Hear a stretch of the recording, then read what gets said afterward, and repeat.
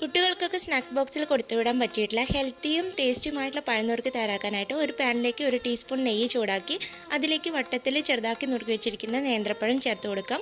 ഒരുപാട് പഴുത്ത പഴം ഇതിന് എടുക്കരുത് കേട്ടോ, ഒരു മീഡിയം പഴുപ്പ് മാത്രമുള്ളതാണ് എടുക്കേണ്ടത്. അതിനുശേഷം ഇത് നെയ്യിലൊന്ന് മിക്സ് ചെയ്ത് കൊടുത്ത ശേഷം ഒരു ഭാഗം ഒന്ന് ആയി കിട്ടാനായിട്ട് വെയിറ്റ് ചെയ്യാം. 1-2 മിനിറ്റ് കഴിഞ്ഞ് കഴിഞ്ഞാൽ ഇതേപോലെ കളർ മാറി വരുമ്പോൾ നമുക്ക് ഒന്നുകൂടി തിരിച്ചിട്ട് കൊടുക്കാം. തിരിച്ചിട്ടിട്ടും വീണ്ടും 1-2 മിനിറ്റ് ഒന്ന് വെയിറ്റ് ചെയ്യണം. അതിനുശേഷം അതിന് മുകളിലായിട്ട് 1-2 ടീസ്പൂൺ തേൻ കൂടി ചേർത്ത് കൊടുക്കാം. പഞ്ചസാര ഇഷ്ടമുള്ളവരാണെന്നുണ്ടെങ്കിൽ പഞ്ചസാര ചേർക്കാം. തേൻ ചേർക്കുന്നതാണ് ഒന്നുകൂടി ഹെൽത്തി ആയിട്ടുള്ളത്. അതിനുശേഷം 1 മിനിറ്റ് കൂടി ഇതൊന്ന് ചെറിയ തീയിൽ വെച്ചിട്ട് ചൂടാക്കി എടുക്കണം.